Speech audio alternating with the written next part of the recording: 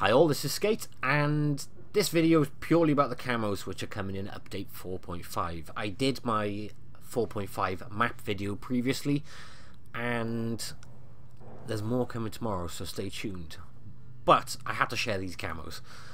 The first one we're looking at is the new legendary skin for the T62A. This is the Brave Shooter. And I like the look of the camo, except for the storage boxes. But I don't like the name. You gotta admit, it's a bit cheesy. Now on the info I've got here, it doesn't reference whether or not it changes the name of the tank. So I don't know, I'll get back to you on that one. But, the Brave Shooter, it's going to cost you 2,550 gold. And it is a good looking camo, like I said, except for those boxes. And if it wasn't for those boxes, which on the left hand side of the tank they remind me of roadside markings, I probably would have got this camo because I'm a big fan of my T62A. But it's not the only Russian medium that had a new camo. This is the hidden threat for the T54. And this is going to come in at a cost of 1,890 gold. And this looks fantastic. See, they did the boxes on this the same colouring as the tank. It's got the same camo. So why couldn't they do that for the T62A? I must admit, I'm a bit, not annoyed, confused by that, because this clearly doesn't have what looks authentic in terms of camo, but it still looks great. And the T62A camo, you could say that looks almost authentic. I don't know. Anyway, T54, guys, this is the hidden threat. Again, no reference on name change. If it does change the name, I will definitely update you and let you know. The next one, though, it is very, very nice. This is the IS3 Bear, and it does change the name to Bear in-game. And for those who aren't already aware of this, and you're looking at this saying, well, that IS3 looks completely different. Wow. It's because it is. This is the new rendered version of the IS3. They've completely redone the model of it, and it looks amazing. I bought mine back ready for this. Not for the camo, for the new rendered model. Because it's affected the armor layout. Look at the shape of the turret. Look at the weak spots on top. And it has affected the profile angling and armor on the front. I'm not saying it's going to make significant or massive differences, but it's certainly going to make this thing a bit better. And on top of that, it didn't need to be better anyway, but on top of that, it looks epic. And this camo would set you back 1,590. So, 3 new camos for 3 of the rescue tanks. Wait until you see the camo for the American T-34. Yeah. My friends, you are going to have to excuse my ignorance, but what is this all about? Have I missed something? I mean, because I'm looking at this thinking, well, is this in reference to the American Falcon jet? Because to be honest, all I can see is the Millennium Falcon. And you see that commander's hatch on top? It can't be just me. That's R2-D2.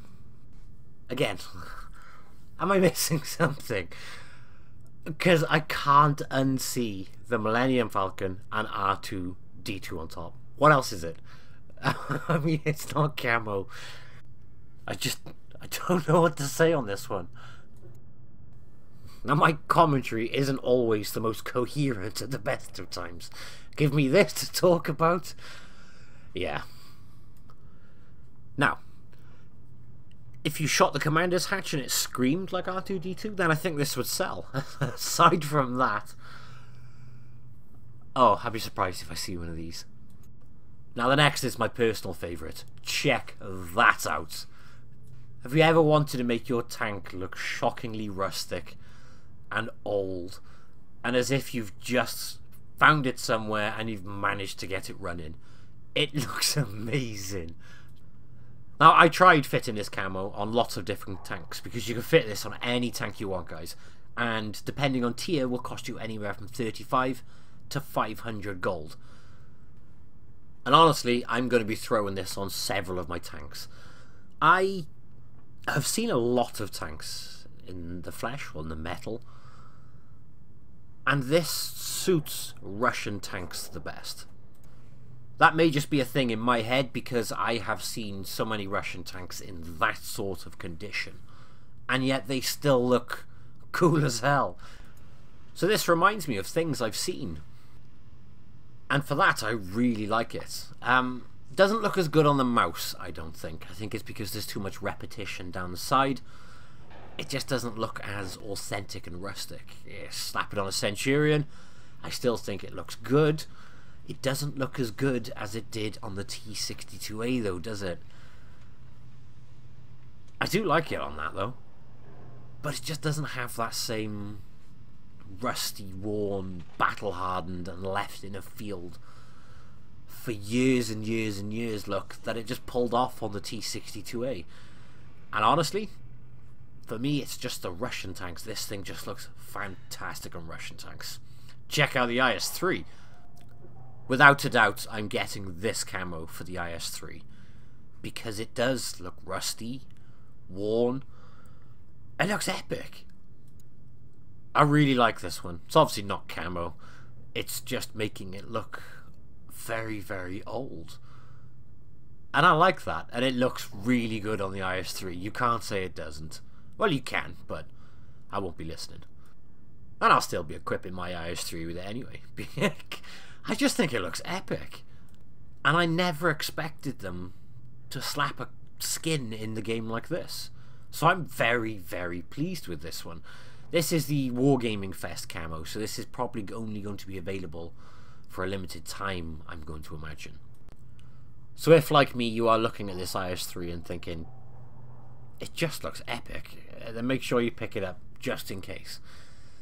And that's where I'm going to leave this video. Leave a comment with which is your favourite camo. I'm actually curious. Thank you all for watching, guys, and I'll catch you in the next one. Bye-bye.